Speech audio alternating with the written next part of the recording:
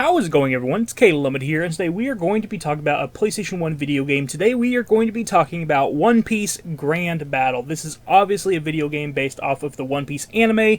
I am not super familiar with the One Piece anime. I've watched like the first season of it, but that's really all I've done. However, it seems like the majority of this game is all focused on the first season, so I was pretty familiar with the environments and the characters and everything like that, so that was pretty cool. But this game is a Super Smash Bros. Clone. It's actually kind of surprising how many Super Smash Bros. Clones came out like in this PS1 era. There's quite a few Super Smash Bros. Styles games on the PlayStation 1, and this is one of them, and I have to say, it's actually a pretty darn good clone. I actually really enjoyed my time with this game. I put many hours into this game for this review, and I enjoyed the most of the time I put into it. There's some issues with this game. It's not perfect, but the actual stages, the characters, the art style of this game, I like all of that stuff. You have your standard stuff going on that you see in a lot of fighting games. You have your versus mode, and then you have your actual like battle event mode, which is essentially your tournament mode that you would see in pretty much every fighting game, where you just play through a gauntlet of different characters and different fighters, and it's what you would expect. You pick your character, and then you just go through an entire gauntlet of increasingly difficult characters, usually increasingly difficult. Every now and then you get lucky and one of the AI just kind of does something stupid, but for the most part it does seem like it tries to put a difficult character last. So that's what you can kind of expect with the tournament mode in this game. The actual design of the characters, they have a more chibi look going on, which I'm usually not a huge fan of, but I'm okay with it in this case.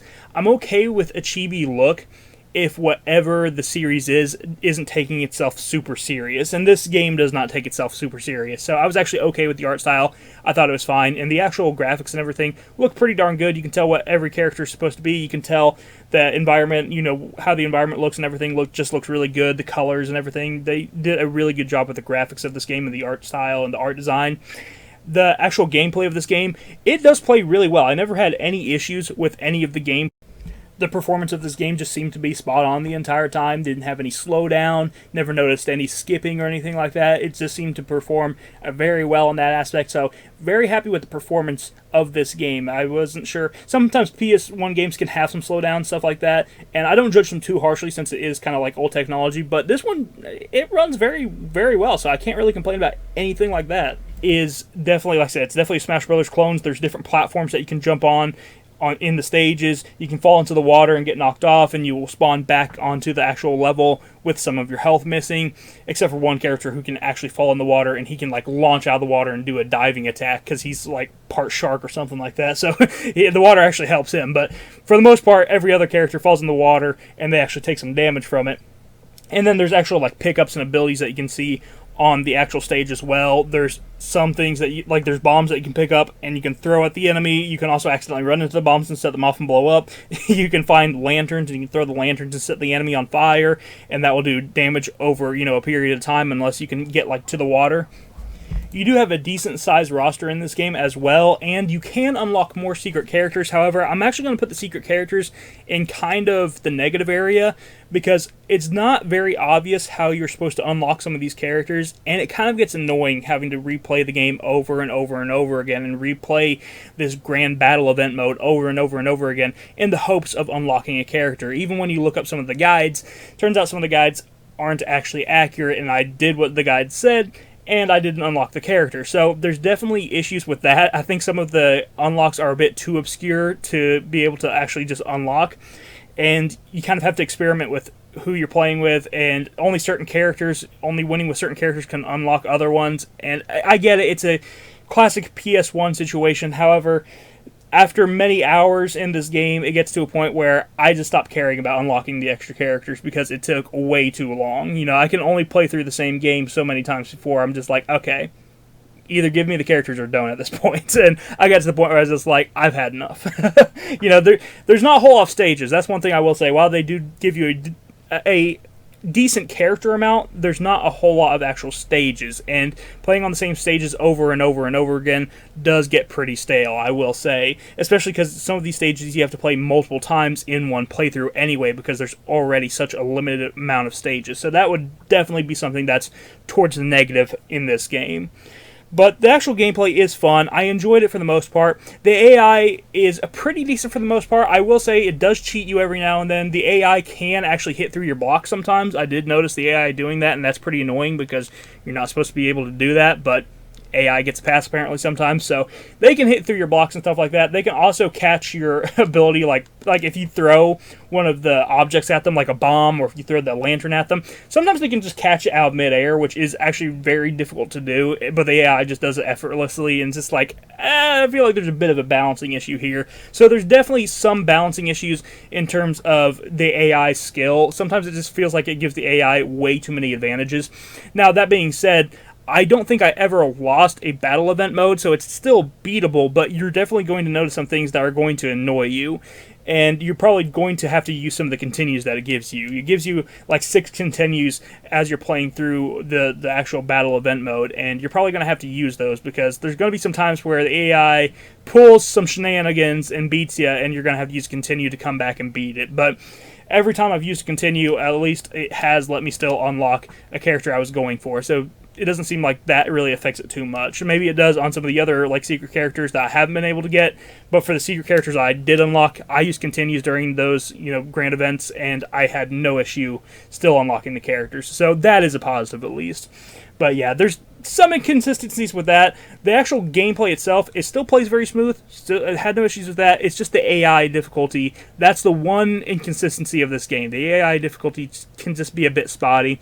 Each character does have their own movesets. They feel very different. They have their own weapons, their own special abilities. The combo system in this game works in a very strange way because it's not your usual like button smashing type thing where you're just kind of hoping to get a combo or whatever. This one has a very set way of how you get combos. Usually you just have the attack button, which is circle, and you're just pressing the attack button, pressing triangle to jump and stuff like that. You have a block button that you can use, of course, and you have a grapple button. You have the basic stuff. However, to do combos in this game, it's kind of weird because you have to press R1, and that will activate this like glow, and your character will start to glow. And when that happens, you can put in basically a pattern of buttons, and that will activate a combo. And if a character is within range of that combo, it will go into effect. And it's kind of touchy sometimes. Characters that have a really short special ability, you gotta get really close in onto your opponent to be able to use that. And it's usually the payoff usually just isn't worth it. But for characters that have a long range ability, like there's sometimes where you can use a special ability, and some of these characters can send out support characters that can do massive amounts of damage. And those characters, using their special ability really, really pays off. So, again, bitter hit or miss on the actual abilities and stuff like that and the actual characters. But I do like this idea. I didn't mind it too much. And if you want to do the abilities, if you pick up the game, if you pick up a physical copy of the game, you can see all of the abilities just right inside the case, so that is very helpful as well. So it's not like you're constantly guessing about what buttons do what.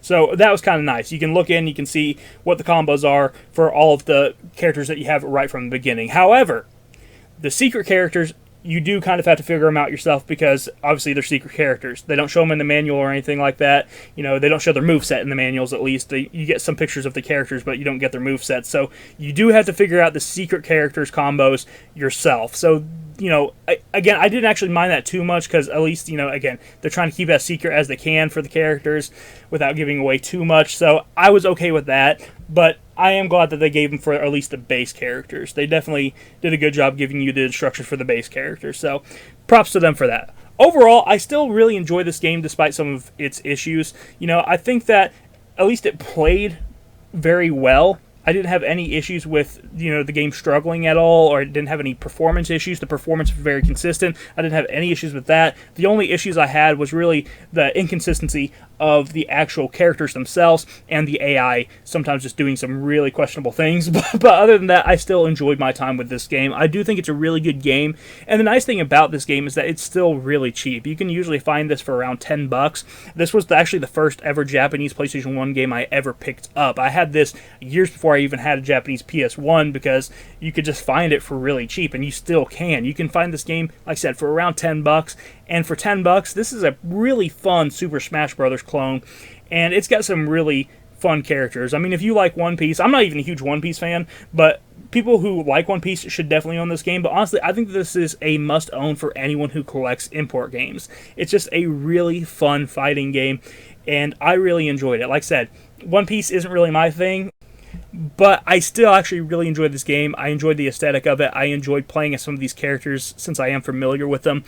And, I mean, I thought it was a lot of fun. Lots of different abilities, lots of different moves, and I like that every character did feel so different, even though some definitely do feel weaker than the others.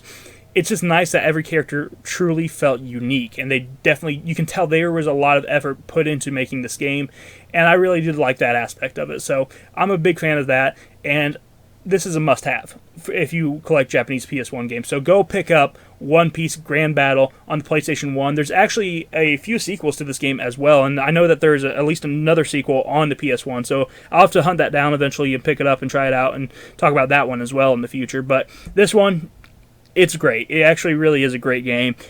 It has some issues, but I think that its fun factor heavily outweighs any issues that you'll come across with this game. So definitely go check this game out. I'll talk to you guys in the next one. You have a wonderful day. Bye-bye.